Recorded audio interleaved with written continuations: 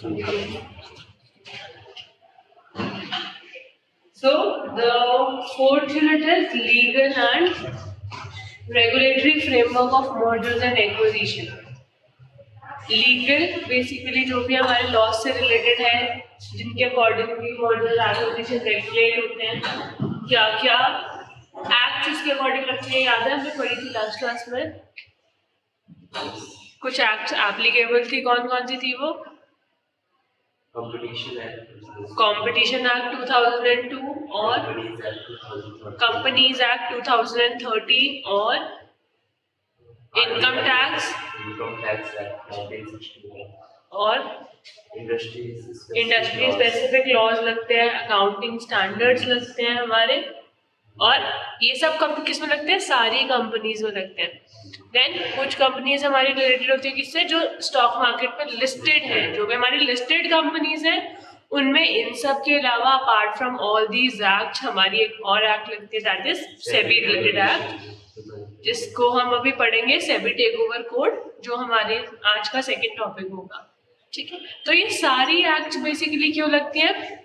Competition act इसलिए लगती है क्योंकि वो रेगुलेट कर रही होती है इन चीज़ों को कि जो कंपनीज है वो आपस में मर्ज होके, बड़ी बड़ी कंपनीज मर्ज होके क्या ना करें, मोनोपोली ना बना लें। क्यों? वो अगर मोनोपोली बनाएंगे तो हमारे लिए क्या नुकसान है? प्राइस वो अपने एग्जैक्टली वो अपने कंट्रोल में प्राइसेस रखेंगी, डिमांड और सप्लाई का फैक्टरिंग बिल्कुल हट जाएगा, वो प्राइसेस हाई सेट करते रहेंगे because they don't have any competition. So to regulate the or to promote the interest of the normal customers, they have some restrictions over the combinations or mergers or acquisitions. Then हमारी income tax basically इसलिए लगती है ये देखने के लिए कि कितना टैक्स होगा, क्या प्रोविजंस मिलेंगे, दोनों अगर साथ में आ रहे हैं तो क्या कुछ अमेंडमेंट्स होंगी एंड ऑल, वो सब देखने के लिए। देन और कौन सी एक्ट अभी हमने डिस्कस करी? Industry specific law. Industry specific laws में ये होगा कि भाई जो इंडस्ट्री है वो किस चीज़ के स्पेसिफिक है, उसके रिगार्डिंग भी हम चीज़ों को देखेंगे। देन हमारी और कौन सी आ गई? RBI एंड फेमा, क्योंकि अगर हमें फॉरेन एक्सचेंज से कुछ करना है, लिंक करना है अपने बिजनेस को फॉरेन एक्सचेंज से, या कोई बाहर की कंपनी के साथ मर्ज करना है, तो क्या होना चाहिए?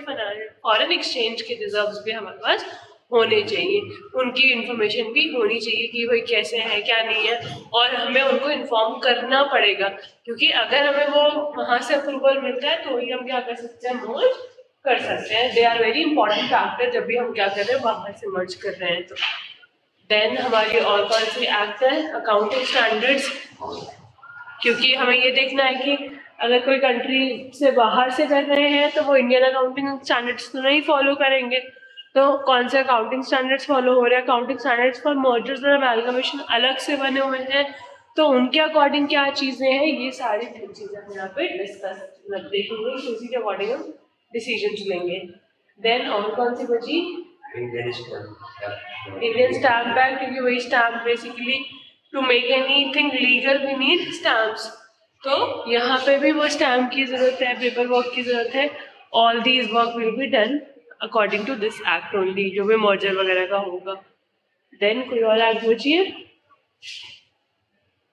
तो फिर और जो अब सेबी है, जो सिर्फ लिस्टेड कंपनीज में लगती है, तो वो सेबी मेक श्योर करती है कि हमारी जितनी भी रूल्स और रेगुलेशंस हैं वो फॉलो हो, और जितने भी शेयर होल्डर्स हैं उन्होंने अगर इसी बिलीफ पे पैसा लगाया है कि सेबी हमें रेगुलेट कर रहा है, तो सेबी इस तरीके से भी रेगुलेट करेगा कि अगर आपने कोई मुकेश अंबानी की कंपनी पे पैसा लगाया है तो वो मुकेश अंबानी की ही रहे। ये नहीं है कि वो सुबह किसी और ने टेक ओवर कर ली, आपने तो अंबानी में लगाए थे, सुबह टेक ओवर होगी तो अब ओनर कोई और हो गया, क्योंकि जो ओनर है, जो बिजनेसमैन है, उससे मेन स्टेक होल्डर है, उससे बहुत ज़्यादा डिफरेंस आता है हमारे बिजनेस में। क्योंकि अब हम कहेंगे कि अंबानी है तो उसके अपने बिजनेसेस के सारे राइट्स पता है, सारी चीज़ें पता है, तो हमारे according he is a business tycoon. तो वो बिजनेस टाइकॉन है तो क्या है, कुछ भी गलत नहीं होगा, हमारा बिजनेस मोस्टली चांसेस है कि वो ग्रो करेगा ही करेगा, बट यहाँ पे रिस्ट्रिक्टेड हो जाती है because of that particular law. Then हमारे दो प्रोविजन है कंपनीज एक्ट के, इसमें एक है 1956 का, एक है 2013 का जो अपडेटेड वर्जन है। थोड़ा सा हमने इसको डिस्कस किया ही था लास्ट क्लास में, एक बार ये आज गो थ्रू कर लेते हैं प्रॉपर्ली। सो पहले 1956 के अकॉर्डिंग क्या प्रोविजंस हैं जो फॉलो होते हैं। So first is our court approval. Court का अप्रूवल चाहिए, हाई कोर्ट का अप्रूवल चाहिए हमें, अगर हमें क्या करना है, मर्जर और एक्विजिशन करना है। लेकिन ये लॉ कब की थी, 1956 का। अगर हम नहीं न्यू कंपनीज एक्ट के अकॉर्डिंग देखेंगे रूल्स और रेगुलेशन, तो उसके अकॉर्डिंग आपको हाई कोर्ट का नहीं, आपको NCLT का अप्रूवल चाहिए, national company law tribunal. So under the 1956 Act, mergers and acquisition required approval from the High Court in each state where the companies were registered. और इसका सेक्शन कौन सा था, 390 to 396 इसमें एप्लीकेबल होता है, हमने लिखा था। और इस पर्टिकुलर हेड में 391 to 394 है कोर्ट अप्रूवल के केस में। पहले 389 था इसमें, बट 389 बिल्कुल प्रॉपर्ली हट गया। पहले 389 was the main section of this particular act. Then scheme of arrangement, उन्हें एक स्कीम ऑफ अरेंजमेंट बनानी पड़ती है जिसमें सारी कंडीशंस है। अरेंजमेंट की स्कीम में तो बेसिकली किस टर्म्स और कंडीशंस में हम लोग एग्री हुए हैं, कितना पैसा हम दे रहे हैं और एसेट्स क्या कर रहे हैं, उसके बाद प्रॉफिट वगैरह कैसे शेयर करेंगे, ये सारी टर्म्स और कंडीशंस उसमें मेंशन है। इसलिए मतलब है scheme of arrangements. So companies involved in merger and acquisition needed to draft a scheme of arrangement which included all the terms and conditions of the merger, and the scheme किसको present करनी होती है, हमें high court को approval के लिए। Whereas अब जब अप्रूवल हमें as per the 2013 act approval हमें NCLT दे रहा है, तो स्कीम ऑफ अरेंजमेंट पे हमें किसी देनी है, NCLT को देनी है। Then approval from creditors and share holders, ये अभी भी क्राइटेरिया सेम है कि आप जब भी अगर एग्री हो रहे हैं, आप करना चाहते हैं बिजनेस, मर्ज करना चाहते हैं, तो आपको क्या चाहिए, अपने शेयर होल्डर्स या फिर क्रेडिटर्स से 75% आपको उनका हाँ चाहिए कि वो एग्री है टूवर्ड्स दी मर्जर्स और अमेलगमेशंस, जो भी आपका क्राइटेरिया आ रहा है। इसमें हमने बेसिकली पढ़ा कि क्या सिनेरियो होता है। हमने जैसे ही एक एप्लीकेशन डाली होती है सेबी को, सारी मर्जर एंड एक्विजिशन के लिए हाई कोर्ट को या NCLT को अप्रूवल के लिए डाला होता है, तो वो कहता है कि आपको एक मीटिंग कंडक्ट करनी पड़ेगी इमीडिएटली। तो आप एक नोटिस भेजते हैं मीटिंग कंडक्ट करने का, आप उस मीटिंग में सबको बुलाते हैं, चाहे वो शेयर होल्डर्स हैं, क्रेडिटर्स हैं, सबको बुलाते हैं मीटिंग के लिए। अब जब वो मीटिंग के लिए आए तो उसके बाद क्या होगा, आप उनसे बताएंगे टर्म्स और कंडीशंस की हाँ हम मर्ज हो रहे हैं। अगर उसमें से 75% लोग एग्री होते हैं तो ही मर्जर आगे प्रोसीड करेगा, और अगर किसी को ऑब्जेक्शन है तो they need to raise the objection within how much time period. याद है कि कितने टाइम पीरियड में हमको ऑब्जेक्शन रेज करना होता है, विद इन 30 डेज।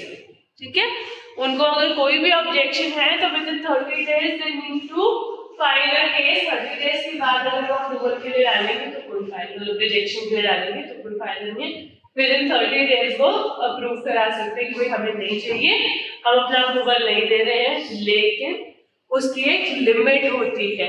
लिमिट कितनी होती है जो ऑब्जेक्शन कर रहा है, पहले कोई लिमिट नहीं थी, बट अब एक ऑब्जेक्शन की लिमिट आ गई है कि आप जो 2013 के अकॉर्डिंग पढ़ेंगे उसमें क्या है कि मिनिमम अगर एक शेयर होल्डर है तो उसके पास 10% से ज्यादा का स्टेक होगा तो उसका ऑब्जेक्शन वैलिड है। अगर उसके पास ऑब्जेक्शन नहीं है तो वैलिड, मतलब सिर्फ 10% शेयर है तो उसका ऑब्जेक्शन क्या है, वैलिड नहीं होगा। और same in the case of outstanding date, minimum 5% वो होना चाहिए क्रेडिटर्स, टोटल हमारा जितना आउटस्टैंडिंग डेट है उसका 5% वो एलिजिबल होना चाहिए। 5% से कम है तो नहीं, उसकी वैल्यू उसकी बात मानी जाएगी। Then role of official liquidators and regional director, इनका जो रोल है ये बहुत स्ट्रॉन्ग था। The 1956 Act required the official liquidator and the regional director to assess the scheme to ensure it wasn't prejudicial to the interest of the shareholders or the creditor। मतलब shareholders और creditors के interest के लिए बुरा ना हो, वो make sure करते थे जब भी वो regulations कर रहे होते थे। Then tax implications and stamp duty, mergers often incurred stamp duty based on the state rates and the orders of the High Court. तो बेसिकली जो टैक्स के इम्पैक्ट है वो देखिए, स्टैम्प ड्यूटी जो है स्टैम्प बेसिकली दोनों कंट्रीज की, जहाँ पे या दोनों कंट्रीज या दोनों स्टेट्स जहाँ पे भी मर्जर हो रहा है वो दोनों का स्टैम्प वगैरह टैक्सेस वगैरह के लॉ स्पेसिफिक देखे जाते हैं। देन क्रॉस बॉर्डर मर्जर्स यहाँ पे अलाउड नहीं है। The 1956 act did not explicitly allow Indian companies to merge with the foreign companies, they don't allow, limiting cross border merger opportunities. तो ये सारे प्रोविजंस थे 1956 के। कोर्ट का अप्रूवल, हाई कोर्ट से स्कीम ऑफ अरेंजमेंट बनाई, हाई कोर्ट में submit कर दी, अप्रूवल ले रहे हैं क्रेडिटर्स और शेयर होल्डर से, तो 75% ले रहे हैं। जो लिक्विडेटर थे, रीजनल डायरेक्टर थे, उनका रोल बहुत स्ट्रॉन्ग था, वो एडवाइसेस देते थे, टैक्स इम्प्लीकेशंस वगैरह थे और क्रॉस बॉर्डर एप्लीकेबल नहीं था। सिर्फ एक ये पॉइंट है जो 1956 और 2013 में कॉमन है, दैट इज अप्रूवल चाहिए अभी भी 75% का, बाकी सब पॉइंट्स अलग है। तो यहाँ पे अथॉरिटी कौन सी है? एनसीएलटी है जो क्या करेगी? अप्रूव करेगी मर्जर्स को। So the 2013 Act established the NCLT as the single authority for approving M&A merger and acquisition schemes. किसको रिप्लेस करके? Requirement for the high court approval, कि पहले जो हाई कोर्ट का अप्रूवल चाहिए था वो अब कौन करेगा? एनसीएलटी करेगा। तो द चेंज एम्ड, किस लिए चेंज किया गया? क्योंकि हाई कोर्ट के पास ऑलरेडी बहुत केसेस पेंडिंग होते हैं, तो ये जो मर्जर और एक्विजिशन है ये थोड़ा सा स्पीड अप हो सके and centralise the approval process. तो इसके लिए सेक्शन 230 to 240 हमारे लगते हैं, ये हमने लिखा भी था लास्ट क्लास में। फास्ट ट्रैक मर्जर्स, फिर सेक्शन 233 ने इंट्रोड्यूस किया fast track process for the mergers between the small companies or between a holding company and its wholly owned subsidiaries, कि सेक्शन 233 में, क्योंकि यहाँ पे हमारा मेन फोकस यही था कि जो मर्जर और एक्विजिशन में बहुत ज्यादा टाइम लगता है उसको हम क्या कर सके? रिड्यूस कर सके वो टाइम पीरियड। तो वो रिड्यूस कैसे होगा टाइम पीरियड? जब हम वो काम जल्दी करेंगे। तो पहले हाई कोर्ट से हटा के एनसीएलटी को दिया कि भाई आप जल्दी कर पाओगे, हाई कोर्ट टाइम लगाता है, और with in that clause also उन्होंने एक नया क्लॉज ऐड कर दिया, that is fast track mergers. अब फास्ट ट्रैक मर्जर्स में क्या होता है कि आप लोग, हमने लास्ट क्लास में ये टॉपिक पूरा प्रॉपरली पढ़ा है फास्ट ट्रैक मर्जर्स का, जिसमें हम ये देखते हैं कि एक जो कंपनी है अगर उसको मर्जर चाहिए तो जो स्मॉल कंपनीज है वो बिना एक एनसीएलटी का प्रोसीजर फॉलो करे सीधा फास्ट ट्रैक मर्जर में जाती है और अपने आप को जल्दी मर्ज करवा लेती है, whereas NCLT is a time taking process. But इसके लिए कुछ कंडीशंस होती हैं कि एक तो क्या होना चाहिए? स्मॉल कंपनीज होनी चाहिए, देन या तो फिर होली और सब्सिडियरी कंपनी होनी चाहिए। क्यों? क्योंकि उनका म्यूचुअल इंटरेस्ट ऑलरेडी एक जैसा ही था, दोनों का मेन मोटिव पहले भी यही था, दोनों में से किसी को भी प्रॉफिट हो, पर ज्यादा से ज्यादा प्रॉफिट हो। अब एक मेरी कंपनी है, दूसरी तो मेरी सब्सिडियरी कंपनी है, तो मेरा ये नहीं है कि पहले उससे कंपटीशन में थी और कंपटीशन हट जाएगा। मैं पहले भी उसके साथ ही थी, मैं अभी भी उसके साथ ही, तो कोई फर्क नहीं पड़ेगा, अपने दोनों साथ में भी आ जाएंगे क्योंकि इनका इकोनॉमिक इंटरेस्ट ऑलरेडी एक ही था। कोई न्यू इकोनॉमिक इंटरेस्ट नहीं आ रहा है जो इसको क्या करेगा? कस्टमर्स के इंटरेस्ट को मिसयूज करेगा। Whereas second small companies हैं, तो जो ऑलरेडी स्मॉल कंपनीज हैं उनका क्या होगा? वो मर्ज हो भी जाएंगी तो वो एक बहुत स्ट्रॉन्ग डोमिनेटिंग पोजीशन नहीं बना सकती। और हमें एज एन हमने जैसे पढ़ा कि कंपटीशन एक्ट भी यही मेक श्योर करती है कि एक डोमिनेटिंग पोजीशन ना आ जाए, मोनोपोली ना आ जाए, वरना स्टेक होल्डर्स के लिए, कस्टमर्स के लिए बहुत बुरी सिचुएशन हो जाएगी। देन अप्रूवल थ्रेशोल्ड्स की अप्रूवल में चाहिए होते हैं, यहाँ पे भी कितना? 75% मेजॉरिटी चाहिए होती है among the share holders and the creditors. However, electronic voting options were introduced to streamline the process. तो प्रोसेस को थोड़ा सा इजी करने के लिए उन्होंने क्या किया? इलेक्ट्रॉनिक वोटिंग सिस्टम्स भी एड ऑन करें। पहले वो इलेक्ट्रॉनिक वोटिंग सिस्टम्स नहीं थे हमारे पास। Then cross border mergers, cross border mergers में क्या हुआ? इसने अलाउ किया। Under the section 234, they have allowed the foreign investors with the foreign companies to merge with India in the specified jurisdictions, expanding opportunities for the international mergers. So this was in the section 234. 230 to 240 total है. 233 में हमने अभी पढ़ा कि उसके लिए होता है, और फास्ट ट्रैक मर्जर्स के लिए, और 234 किसके लिए है? फॉरेन क्रॉस बॉर्डर मर्जर्स के लिए. Then increase disclosure requirements. यहाँ पे आपकी जो डिस्क्लोजर रिक्वायरमेंट्स है वो बहुत ज़्यादा इंक्रीज हो गई है. You need to disclose each and every precise information. जो भी छोटी से छोटी इंफॉर्मेशन है आपको क्या करना पड़ेगा, वो डिस्क्लोज करना पड़ेगा. So the 2013 act introduce stricter disclosure requirements in the merger schemes. इससे क्या होगा? ट्रांसपेरेंसी होगी, क्योंकि अगर हम सारी इंफॉर्मेशन बता रहे हैं तो ट्रांसपेरेंट हो जाएगा बिल्कुल. तो it ensures transparency for the share holders, creditors and regulatory authorities. Then valuation report and fairness opinion. आपको क्या करना पड़ेगा? अपनी वैल्यूएशन रिपोर्ट सबमिट करनी पड़ेगी, क्योंकि आपने जब आपको कोई वैल्यू दे रहा है तो क्या वो फेयर वैल्यू दे रहा है, नहीं दे रहा है, इसकी आपको रिपोर्ट पूरी सबमिट करनी पड़ेगी. कौन से मेथड से आपने सामने वाली कंपनी को वैल्यू किया है. तो देखो, अब इन सब चीज़ों से क्या होगा, वैल्यूएशन वगैरह से आपको पता चलेगा कि कंपनी का जो मोटिव है ना वो कुछ और तो नहीं है.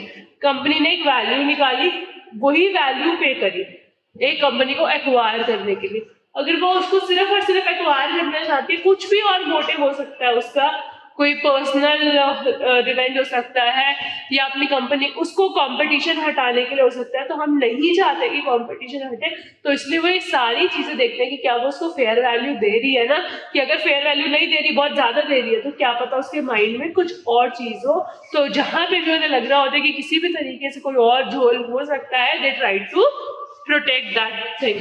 So the 2013 Act mandates independent valuation reports for the swap ratio, and in some cases a fairness opinion from a merchant banker, ensuring fair treatment of all the shareholders.